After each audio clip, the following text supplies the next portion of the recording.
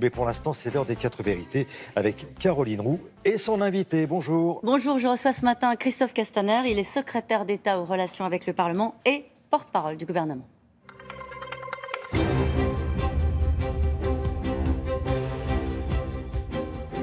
Bonjour Christophe Castaner. Bonjour. Alors, tout d'abord, naturellement, cette explosion à Manchester, 19 blessés, 50 morts pour un premier bilan à la sortie d'une salle de concert.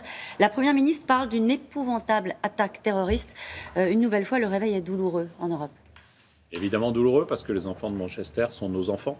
Je suis père, j'ai 2 filles adolescentes. On écoute chez moi Ariana Grande et on voit bien comment le mal peut frapper à nos portes. Et Manchester, ce sont aussi nos portes. Alors, l'explosion a eu lieu à la sortie de la salle de concert. Alors c'est vrai qu'on a sécurisé les endroits après ce qui s'était passé au Bataclan. Il y a des portiques de sécurité, mais on n'a pas sécurisé les abords des salles de concert. Est-ce que, à la lumière de ce qui se passe, alors il faut être prudent, il faut attendre que l'enquête soit menée, mais est-ce que d'ores et déjà, vous nous dites, comme c'est le cas aux États-Unis ce matin, puisque le gouverneur de New York a annoncé le renforcement des mesures de sécurité aux abords de concert, qu'il faut faire plus ? Oui, je crois qu'il faut faire plus parce que de toute façon, les terroristes savent s'adapter aux situations. Et il n'y a pas de politique qui permet de garantir la sécurité pour chacun de nos citoyens en permanence. Mais il faut faire le maximum. Le maximum, c'est... Il faut s'adapter ? D'abord, bien sûr qu'il faut s'adapter, mais c'est d'abord frapper à l'international, au Sahel, au Levant, là où on a l'origine du mal et l'organisation. Mais on sait aussi qu'on peut avoir une personne qui va se radicaliser très brutalement, qui sur les réseaux sociaux va trouver les moyens d'agir. Et il nous faut là aussi renforcer totalement notre renseignement intérieur. Et donc c'est pour ça que nous devons agir sur les différents niveaux. Un plan de recrutement de 10 000 policiers et gendarmes supplémentaires, le renforcement de la sécurité, une task force qui va permettre de centraliser toute l'information qui remonte des différents services au niveau du Premier ministre et du Président de la République. Et puis enfin la question du renseignement territorial, mais du renseignement numérique, informatique, qui aujourd'hui est quelque chose qui nous échappe en partie et nous voulons qu'il y ait un 4e corps d'armée qui justement permette de mener la guerre contre toutes les formes de cyberterrorisme et de cyberattaque. Alors ce qui est compliqué dans un cas comme celui-ci, c'est que systématiquement on en est à se dire comment faire mieux. La question de la levée de l'état d'urgence, on est bien d'accord, n'est pas un débat en France. De toute façon, nous avons les moyens d'agir avec l'état d'urgence, sans l'état d'urgence. Nous verrons mi-juillet, le président de la République et le Premier ministre se prononceront avec le ministre de l'Intérieur sur ce sujet. Mais peu importe, je dirais, la question de l'état d'urgence ou pas, nous devons nous mobiliser au maximum pour protéger les Français. C'est déjà le cas, non ? Mais c'est le cas, mais il faut aller plus loin encore. Et c'est pour ça qu'il faut lancer des moyens d'investissement pour tout type d'intervention de nos forces militaires et policières, sur le renseignement notamment. Et puis il nous faut aussi recruter. Il faut aussi des femmes et des hommes.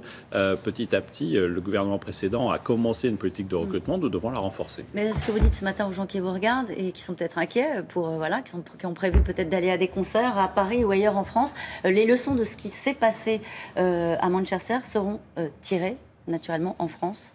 Je ne veux pas tenir le discours de dire le risque zéro est possible. Certains l'ont fait, y compris pendant la période électorale, ils ont menti aux Français. Mais nous devons être extrêmement vigilants. Le président de la République et le Premier ministre ont déjà échangé ce matin. Ils feront un point avec le ministre de l'Intérieur. Et nous devons là encore veiller à ce qu'il n'y ait pas un plan coordonné au niveau international pour frapper l'Europe. Nous n'avons aucune indication sur ce sujet, donc je voudrais rassurer les Français là-dessus. Et donc nous continuerons à être à un haut niveau de vigilance. Et puis chacun doit aussi assumer une part de responsabilité dans l'information, dans le contact, dans la prévention. Mais ça veut ne dire cédons quoi, ça, pas. chacun doit assumer une part de responsabilité. Chacun doit assumer d'être un observateur attentif de ce qui peut se passer et de penser que la police est notre ami au quotidien aussi quand on doit l'informer.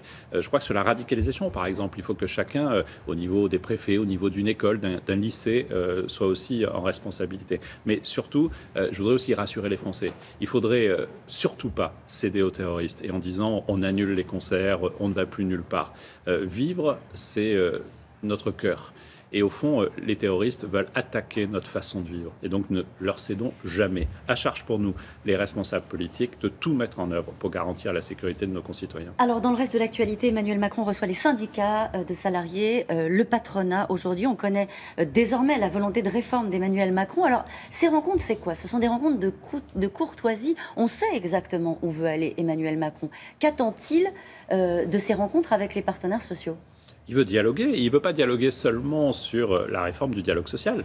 Nous devons parler de la réforme de la formation professionnelle, nous devons parler du plan d'investissement de 15 milliards d'euros que nous voulons mobiliser pour améliorer la formation professionnelle. Mais nous devons parler de la meilleure façon d'aller vers le plein emploi. Aujourd'hui, on a une société du travail qui est une société figée, qui protège ceux qui sont déjà en emploi, mais qui exclut ceux qui n'ont pas accès à l'emploi. Donc nous devons tout mettre en œuvre. Donc il nous faut dialoguer. Nous savons quel est notre objectif, mais par contre, le texte n'est pas écrit. Les textes ne sont pas écrits. Il est important qu'il y ait ce niveau de dialogue avec le président de la République et dès demain avec le Premier ministre et la ministre du Travail. Alors vous savez que les partenaires sociaux, ils sont très vigilants sur les mots qui sont utilisés. Et ils ont un petit problème avec les mots qui sont utilisés. Alors on va clarifier ce matin le lexique. Est-ce qu'il s'agit de consultation? Est-ce qu'il s'agit de concertation ou de négociation? Dans quel état d'esprit vous êtes avec les partenaires sociaux? Parce que d'un côté, on ne peut pas dire on veut aller vite, on veut réformer, et de l'autre, soyez les bienvenus et apportez vos propositions. On les connaît, les propositions d'Emmanuel Macron, et on connaît les lignes rouges des syndicats. Alors oui. Quel mot vous choisissez? Moi, je choisirais le dialogue, parce que le dialogue, il est absolument nécessaire tout le temps. Mais si le dialogue est utilisé pour empêcher, je crois qu'on a besoin aujourd'hui de libérer le travail. Et donc c'est important qu'on puisse se donner les moyens d'aller vite sur ces questions-là. Les Français ne peuvent pas attendre. Vous savez, une loi, une bonne loi, pour qu'elle soit mise en œuvre, tout compris, il faut 2 ans. Est-ce qu'aujourd'hui, on peut se dire, c'est pas très grave, la situation qui fait que dans certains quartiers, 50% des jeunes sont au chômage et n'ont pas de perspective d'emploi, on va attendre 2 ans? Non, il nous faut aujourd'hui aller vite. On a les éléments qui permettent de construire ce dialogue social. Dialogue social, est-ce que les réserves des syndicats ou leurs lignes rouges ont vocation à infléchir le rythme de cette réforme ou le contenu de cette réforme? Vous avez dit tout à l'heure, c'est intéressant, les textes ne sont pas écrits. Vous avez d'ores et déjà les positions des uns et des autres, vous les connaissez. Il y a certains sujets qui hérissent les syndicats, notamment la question des indemnités de licenciement. Est-ce que sur un point comme celui-ci, le dialogue, tel que vous nous le défendez ce matin, ça peut être aussi, pas forcément de reculer, mais de changer un peu la ligne qui était celle du président de la République? Alors qu'il est, je ne vais pas vous donner les lignes rouges, parce qu'elles n'existent pas, justement, vu qu'on est dans cette discussion. Mais si on cherche à faire une loi qui rassure tout le monde et donne raison à tout le monde, le texte, il est déjà écrit. Il n'y aura pas de texte.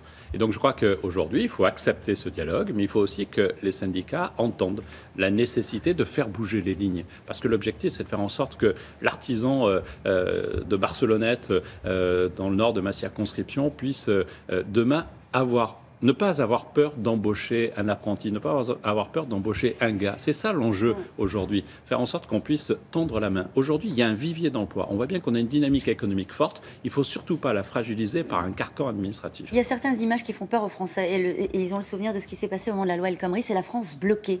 Ce sont les manifestations. Voilà, c'est un bras de fer qui se durcit et qui traîne. Est-ce que vous dites ce matin, l'objectif pour nous, à tout prix, c'est d'éviter cette situation-là? On sait bien que ce sont des sujets, encore une fois, qui crispent une certaine partie des Français et des partenaires sociaux. Bien sûr, il faut empêcher tout blocage, mais on n'a pas le droit de bloquer la France parce qu'on n'est pas d'accord avec telle ou telle mesure, surtout quand elle était au cœur du projet présidentiel d'Emmanuel Macron.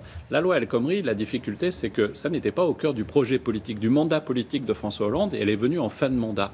Là, je crois qu'aujourd'hui, pour les Français, les choses sont claires. Ils ont élu Emmanuel Macron avec la volonté de libérer le travail. Donnons-nous les moyens du dialogue et jamais du blocage. Merci beaucoup, Christophe Castaner.